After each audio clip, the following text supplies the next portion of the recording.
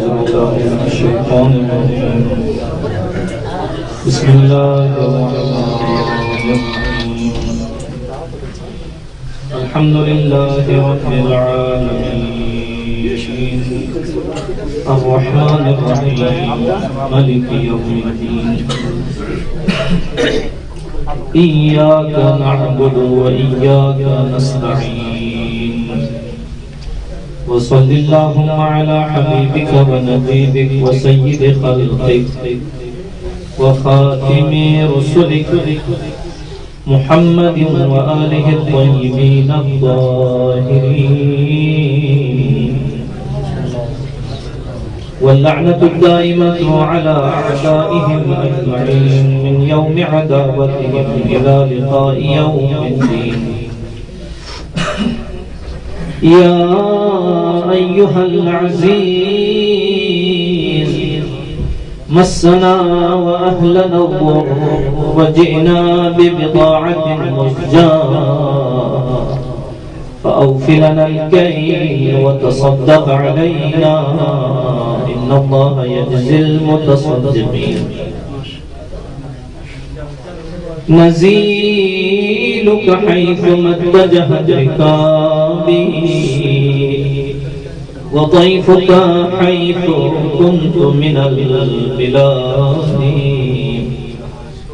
أما بعد فقد قال سبحانه وتعالى في كتابه الكريم أعوذ بالله من الشيطان الرجيم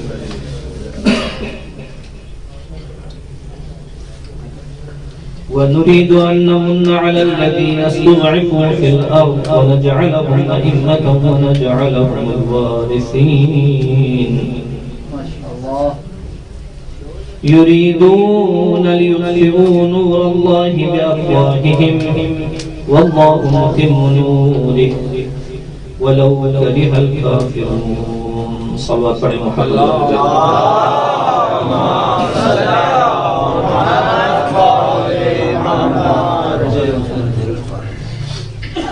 اپنے محفل کی قبولی کے لیے دعاؤں کی اجابت کے لیے گناہوں کی مغفرت کے لیے ایک مرتبہ پھر سے صلوات پڑھیں محمد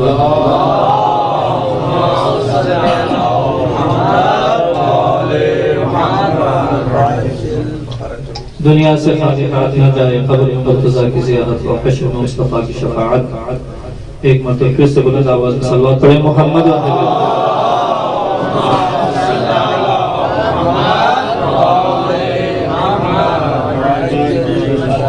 دعا کی رات ہے التماس دعا کہا گیا ہے یہ طالب حسین بیمار ہیں اسپتال میں خدا مند متعال ان کو آج کی اس رات کی برکت سے شفا عنایت کرے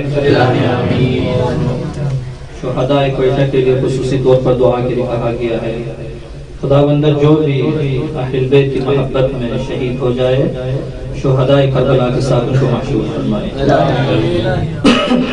اور جن برادران نے علماء نے اس جشن کے انعقاد میں علم قدم اور سخن جس طریقے سے بھی خدمت کی ہے تعاون کیا ہے خداوندہ ان کے تعاون کو اپنی بارگاہ میں قبول و منظور فرمائے آج اس عظیم رات میں جو ہماری سب سے بڑی دعا ہے آج اسی امام زمان کی ولادت کی رات ہے اور ہم آج انہی کی حفاظت کی دعا اللہ رب العزت کی بارگاہ میں کرتے ہیں کہ خداوند متعال جب تک یہ وعدہ معینہ نہ آئے جب تک یہ وقت مشخص شدہ نہ آئے اس وقت تک اس امام زمان عجل اللہ تعالی فرجہ الشریف کی خود حفاظت فرمائے اور ان کے جتنے بھی دشمن ہیں اگر قابل ہدایت ہے تو ہدایت ورنہ صفحہ ہستی سے مٹا دے صلوات پڑھیں محمد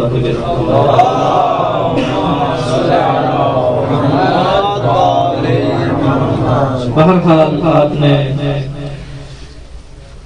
محفل میں اپنی تمام تر قدرت کے ساتھ شاعرین برادران نے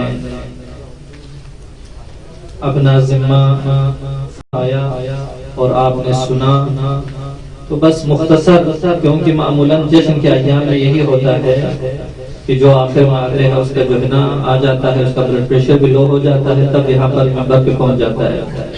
بہت صورت میں دل کی عطا گہرائیوں سے آج کی اس عظیم رات کی مناسبت سے آپ سب کی خدمت میں، عالم اسلام کی خدمت میں، عالم تشیع کی خدمت میں ہدیہ یہ تبلیغ عرض کرتا ہوں، اور خداوند متعال سے یہ دعا کرتے ہیں پروردگار متعال، پروردگار عالم ہم سب کی اس کاوش کو، ان زحمات کو جو یہاں پر سننے پہ، خدمت کرنے پہ کسی بھی طریقے سے ہے، اللہ رب العزت اپنی بارگاہ پر قبول فرمائے۔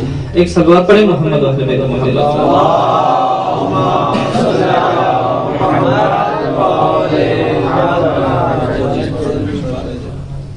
امام زمان علیہ السلام کا جو موضوع ہے بہت مشکل موضوع ہے۔ حقیقت میں یہ ہے کہ جو لوگ دیکھیں آج امام زمان کے موضوع پر یہ محفل برگزار ہوئی ہے، میں آپ کو، آپ کی باتوں کو، آپ کے فرامین کو آپ ہی کی کسوٹی پہ میں رکھ لیتا ہوں، یعنی کتنا سارا آج امام زمان علیہ السلام کا ذکر ہوا، یہ علیحدہ بات ہے۔ زینوا مجالسکم بذکر علی بن ابی طالب، یہ اپنی جگہ محفوظ ہے۔ ظالمین نے یہ کہا، جن کے خون کثیف ہیں، نجس ہیں، انہوں نے یہ کہا کہ 11 کو چھیڑو نہیں، بھرویں کو چھوڑو نہیں۔ یہ بات ہوئی تھی کسی زمانے میں، اور اللہ رب العزت نے ایسا انتقام لیا کہ وہ جو ہے نا کسی کا بھی قابل نہیں رہا، اس کا چہرہ بھی نصب، نام لینے کی ضرورت نہیں ہے۔ ہماری محفل، ہماری مجالس، لیکن سب آپ بزرگوار، عالم دین ہیں، علماء ہیں، فضلاء ہیں، طلباء ہیں، سب کے سب آئے۔ میں بہرحال جس موضوع کو لے کے آیا تھا کچھ نہ کچھ سنگینی سے آ گئی اور تھوڑا سا درد سا اٹھ جاتا ہے جب اپنی محفلوں میں کچھ ایسی باتیں کی جاتی ہیں جس میں محفل کا تقدس بہت زیادہ باقی نہ رہے۔ ناراض نہیں ہونا، بالکل اعتراض کرنے کا آپ کو سب کو حق حاصل ہے، یعنی بالکل آپ کو حق حاصل ہے، یقیناً۔ میں صرف ایک نکتے کی طرف آپ کو لے کے جا رہا ہوں، یہاں پر کوئی بھی آتا ہے منکر اہل بیت شامل نہیں ہے۔ جو آج کی رات امام زمان کی رات کو سمجھ کے آ جائے یہیں پر، کبھی بھی اس کے دل میں بغض اہل بیت نہیں ہوتا ہے۔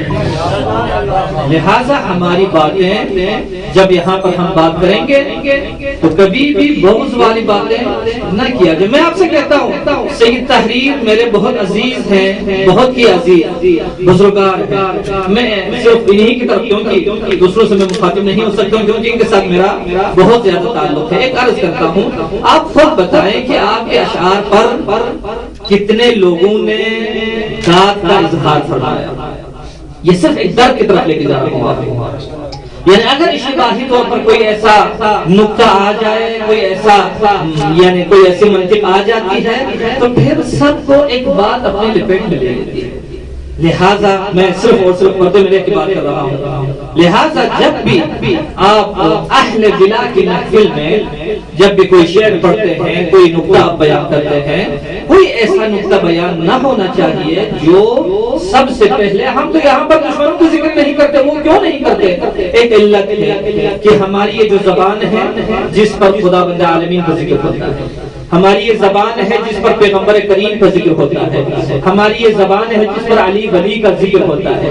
اس عظیم اور پاک زبان کو ناپاک نام لے کر نجس کرنا نہیں چاہیے، یہ ایک ہمارا طریقہ ہونا چاہیے ہمیشہ سلسلہ جو ہے۔ لہذا آپ کی عظمت بڑھتی جاتی ہے اسی حساب سے زبان میں بہت زیادہ تقدس آنا چاہیے. لہذا اب یہاں پر کوئی اشتباہی طور پر ایسے ہی اگر رہ جاتے ہیں وہ کچھ یعنی لعنت وغیرہ کے لپیٹ میں نہیں آنا چاہیے. لہذا میری دستبستہ پھر بھی اگر کسی کو یہ بات اچھی نہیں لگتی ہے تو اس سے میں تہ دل سے معذرت خواہ ہوں, خصوصاً سید سے تو میں بہت معذرت خواہ ہوں کہ یہ باتیں جو ہے نا یہاں پر محفلوں میں نہیں ہونی چاہیے. جی نہیں وہ ہے نا سب دیکھو یہ بات بے شک آپ فرما دیں مجھے جو ہے نا جس طریقے سے بھی ہے, لیکن میں دیکھ رہا تھا لوگ واہ واہ نہیں کر رہے تھے, یعنی کچھ یعنی مسئلہ وہی ہے جو نہیں کہہ رہے وہ کس کے لپیٹ میں آ جاتے ہیں, اسی لعنت کے لپیٹ میں آ جاتے ہیں. لہٰذا یہ جو ہے نا بہرحال ہماری جو ہے نا شان نہیں ہے, اور ماشاءاللہ اس کے بعد آج کل کی یہ باتیں یہاں پر ہوتی ہے تو اسی وقت فوراً جو ہے نا آسمان میں وہ گردش کرنے لگ جاتی ہیں. بہر صورت خداوند متعال کی رضا کے لیے آج کے اس امام زمان علیہ السلام کی رضا کے لیے ایک مرتبہ صلوات پڑھیں محمد و اہل بیت.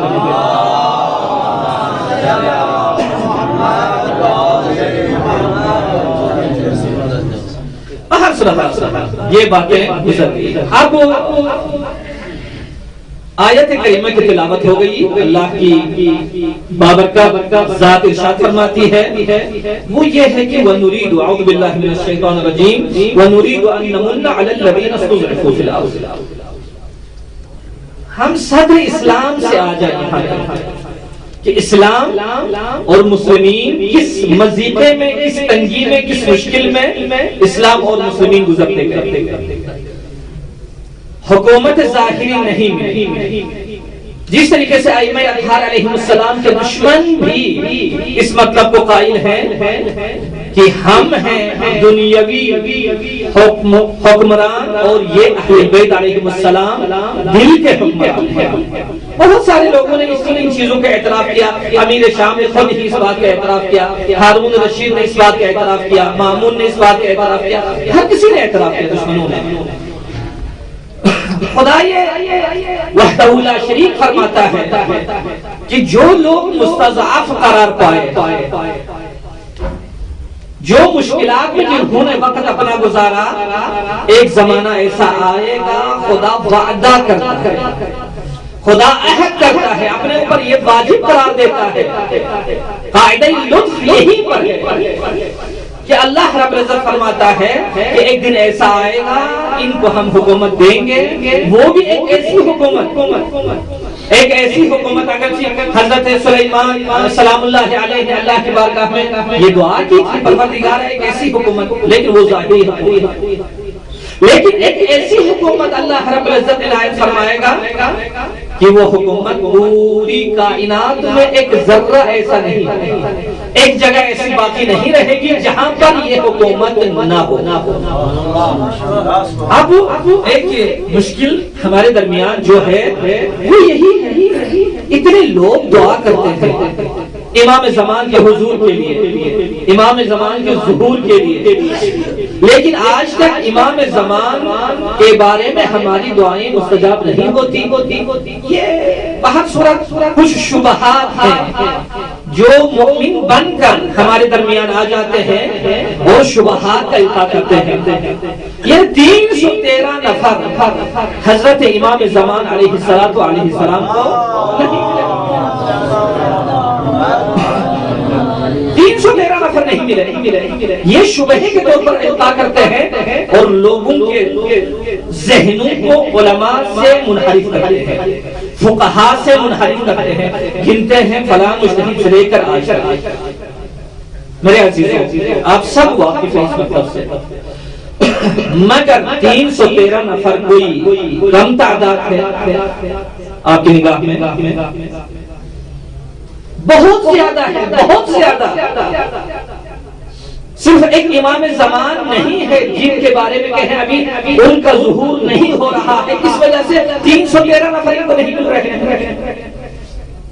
میں آپ سے ایک سوال کرتا ہوں, کیا حضرت امیر المؤمنین کو اتنے افراد ملے؟ 313, یہ 3 فگر ہے یہاں پر. حضرت امیر المؤمنین کو 20 نفر نہیں ملے, 20 نفر. جو سب سے زیادہ اگر جن کو خصیص اگر ہم کہتے ہیں یعنی مہم ترین افراد جن کو جس حضرت کو فوج ملی وہ حضرت امام حسین علیہ السلام. اور میں آپ سے کہتا ہوں امام حسین کے کتنے افراد ہیں؟ اگر بہت زیادہ تعداد اگر بڑھ جائے تو 148، ورنہ جو مشہور اور معروف جو ہے ہمارے درمیان وہ وہی 72 71 جتنے بھی تعداد آپ دیکھ سکتے ہیں اس سے زیادہ نہیں ہے. لہذا اگر امام زمان علیہ السلام کے بارے میں کہتے ہیں کہ 313 نفر ان کو نہیں ملے ہیں، وہ خصیصین میں سے ہیں. حضرت امیر المومنین کو ایک سلمان ملے، ایک ابو ذر ملے، ایک مقداد ملے، ایک مالک ملے، اور کتنے ملے؟ زیادہ افراد نہیں ہے. بعد میں کچھ افراد حضرت امیر المومنین کے تھے، ورنہ خود پیغمبر اکرم اپنی زندگی میں دیکھتے ہیں یعنی ان کے علاوہ خود حضرت امیر المومنین جو نفس رسول ہے بقیہ جو افراد ہیں وہ 5-6 افراد سے زیادہ نہیں ہے. اسی وجہ سے یہ جو ہم استدلالی طور پر کہتے ہیں کہ پیغمبر صلی اللہ علیہ وآلہ وسلم کے بعد ایک ایسا انقلاب آ گیا اس دین میں، کہتے ہیں کہ سب کے سب مرتد ہو گئے. کتنے باقی بچے؟ آپ تعداد بہت زیادہ بڑھائیں گے، کتنے؟ 11 3 4 7 6 9 11. اب 11 نفر رکھیں. اب خود آپ دیکھیں اسی سے پتہ چلتا ہے کہ خود پیغمبر صلی اللہ علیہ وآلہ وسلم کے پاس کتنے افراد ہیں، یعنی 11-12 نفر کے زیادہ ان کے پاس نہیں تھے. لہذا آج پیغمبر کو اگر ہم 12 نفر لے لیں، پیغمبر کو اگر ہم 100 نفر رکھ لیں، امام زمان کے لیے 313 کی ضرورت ہے. 313 یعنی جو ابو ذر جیسے ہیں، مقداد جیسے ہیں، سلمان جیسے ایسے افراد ہونے چاہیے. صلوات پڑھیں محمد اہل بیت محمد.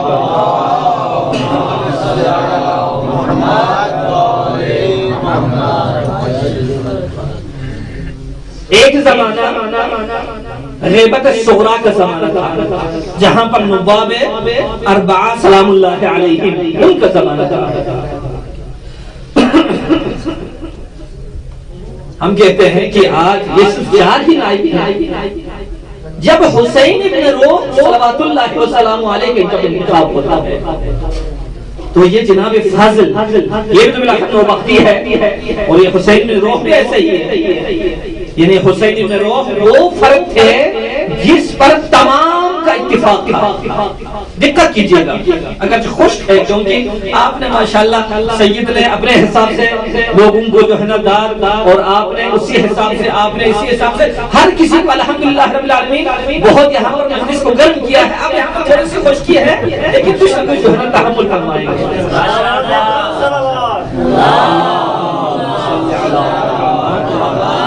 پھر اس کے بعد جو ہے نا یہ خدا کا جو ہے نا عطا کرتا ہے، کسی کو جو ہے نا وہ نصیب ہے، کسی کو نصیب نہیں ہے. ذرا ہماری باتیں ہم سنتے بھی ذرا تھوڑا سا خوش کے اور سناتے بھی ایسے ہیں. طبیعت کی بات ہوتی ہے ہر کسی کے. بہرحال آپ کو سن تحمل سے 2-4 باتیں جو ہے نا سننی ہے. حسین ابن روح وہ نائب امام زمان ہے، نائب خاص ہے جس پر سب کا اتفاق ہے. بڑی پاور تھی، بڑی قدرت تھی. یہ فضل نوبخت تھی. اسی زمانے میں حضرت حسین بن روح کے زمانے میں یہ بہت بڑے تھے. یعنی سب کی نگاہ کس پہ تھی؟ سب کی نگاہ اسی فضل پہ تھی، فضل نوبختی پر. تو جب حضرت حسین بن روح کا انتخاب ہو گیا تو لوگ آ گئے پٹی پڑھانے کے لیے.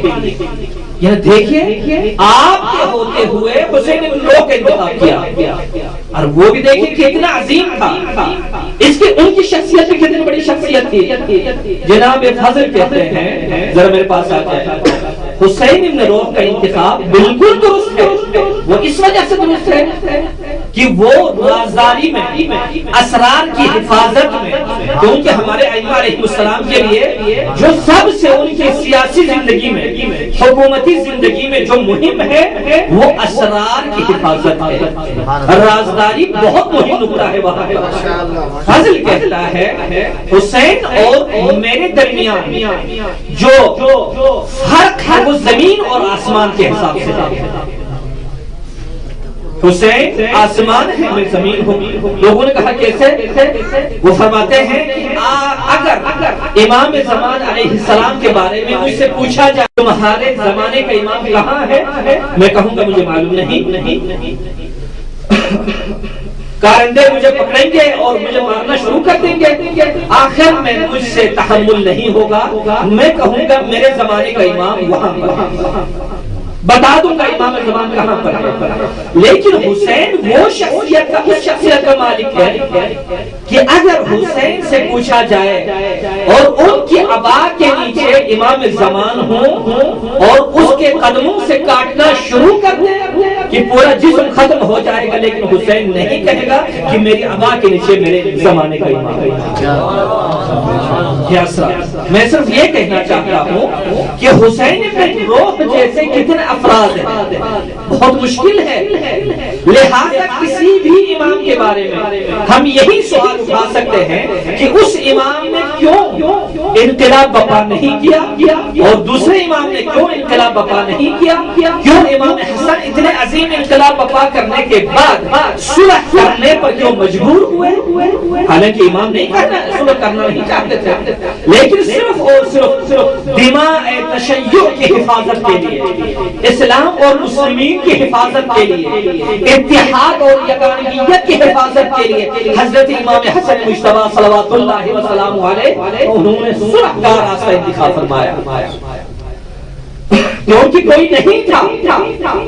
لہذا اگر آج امام زمان علیہ السلام کے بارے میں یہی بات ہوتی ہے، لیکن بے فکر رہے گا، یہ ہو ہی نہیں سکتا جب تک امام زمان کا ظہور نہ ہو، جب تک امام زمان کا انقلاب برپا نہ ہو، یہ دنیا مٹے گی نہیں، یہ آسمان گرے گا نہیں اور یہ زمین دھنسے گی نہیں. لہذا ایک روایت میں رسول کریم صلی اللہ علیہ وآلہ وسلم فرماتے ہیں لو لم یبق من الدنیا الا یوم واحد، اگر دنیا سے ایک دن کے علاوہ کوئی دن باقی نہ رہے، صرف ایک دن باقی رہے، لطول اللہ عز وجل ذلك اليوم حتى يبعث رجلا من عجیب، یعنی ایک دن اگر باقی بچ جائے تو اسی دن کو خداوند متعال اتنا لمبا چوڑا کرے گا کہ میرا ایک فرزند کا ظہور ہوگا، اس کا انقلاب ہوگا. فرماتے ہیں اسمی ان کا نام میرا نام ہے. اس کے بعد سلمان وہیں پر حضرت کھڑے ہو گئے، فقام سلمان الفارسی فقال یا رسول اللہ من ای ولد، وہ جو ولد ہے، وہ جو فرزند ہے، آپ کی کون سی کس اولاد سے، کس بیٹے سے، کس فرزند سے ان کی ولادت ہوگی؟ قال، حضرت نے فرمایا من ولدی ھذا، اشارہ کرتے ہوئے فرمایا وضرب بیدہ علی الحسین علیہ السلام، اور اپنے ہاتھوں کو پشت حسین علیہ السلام پر رکھا اور فرمایا اس فرزند سے اس فرزند کی ولادت ہوگی. صلوات پڑھیں محمد رسول اللہ.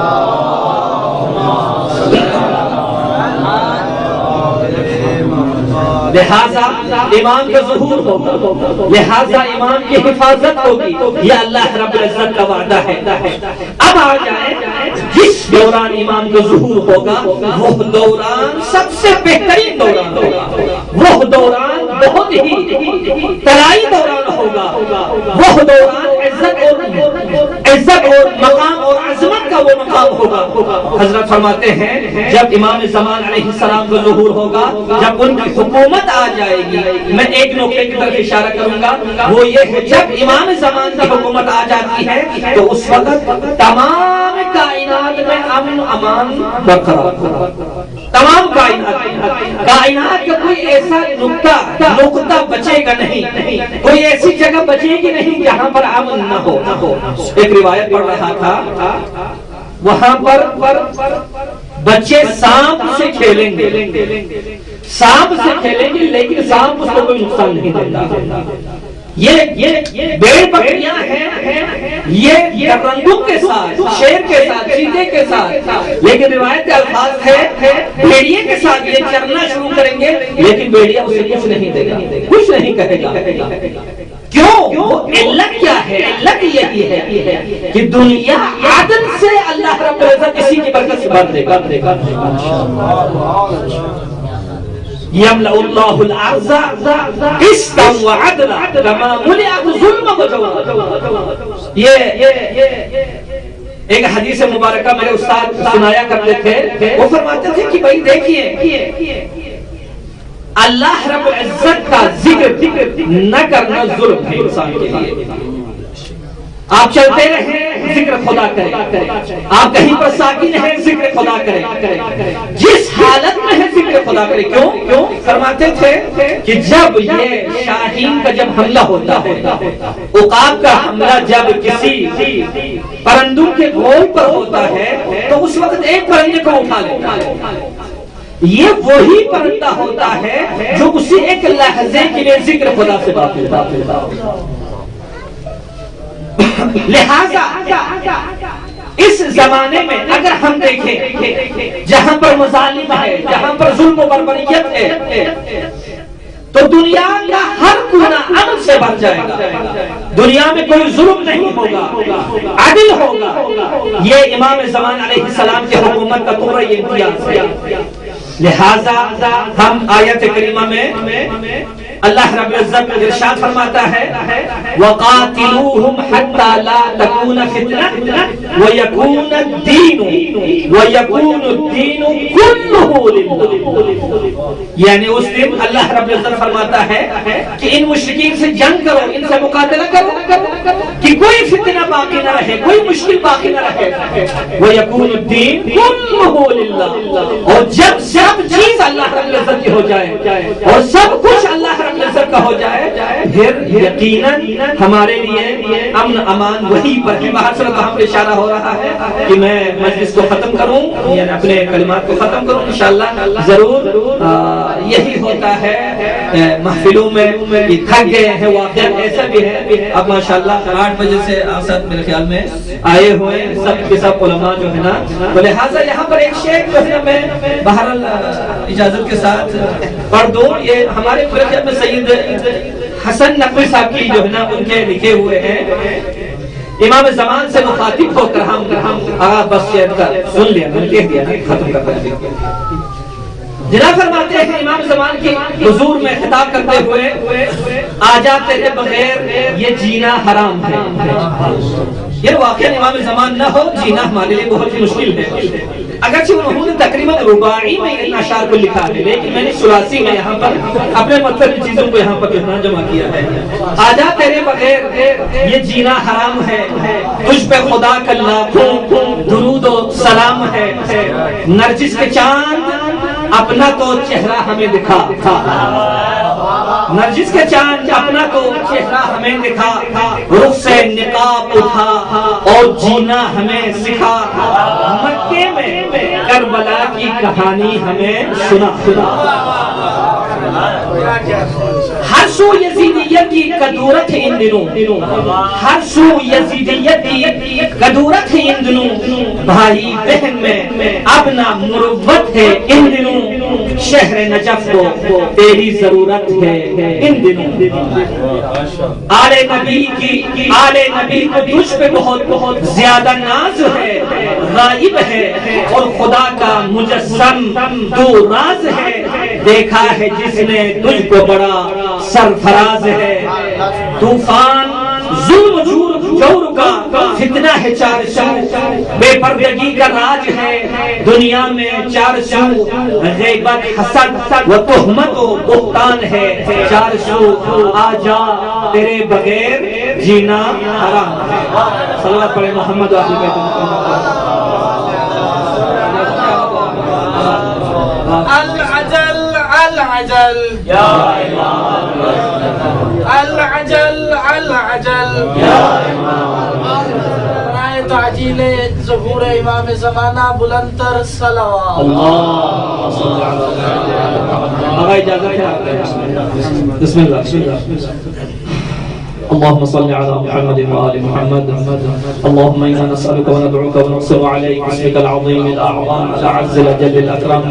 استجب دعواتنا يا الله يا الله يا الله يا الله يا الله يا الله يا اللہ خدا بندہ بحق محمد اہل بیت محمد ہماری اس وسیع سے عبادت کو قبول و منظور فرما، ہمارے گناہوں سے درگزر فرما، جو مومن مریض ہیں ان کو شفا عنایت فرما، انہوں نے دعا کے لیے کہا ہے ان کی دعاؤں کو قبول و منظور فرما، ہمارے امام زمان کی حفاظت فرما، ان کے ظہور میں تعجیل فرما، خدا بندہ عالم اسلام کی حفاظت فرما، عالم تشیع کی حفاظت فرما، مسلمانوں کو متحد ہو کر رہنے کی توفیق عنایت فرما، وطن عزیز پاکستان کی حفاظت فرما، اس عظیم انقلاب کو انقلاب امام زمان تک متصل فرما، علماء حق کا سایہ ہمارے سروں پر تادیر قائم فرما، خداوند جو بھی علماء یہاں پر تشریف رکھتے ہیں، زائرین تشریف رکھتے ہیں، طلباء تشریف رکھتے ہیں، پروردگارا جس ہدف کو لے کر جس ہدف کو بھی لے کر یہاں پر آئے ہیں، علم کے لیے، عمل کے لیے، پروردگارا ان کو اپنے ہدف میں کامیاب و کامران نصیب فرما،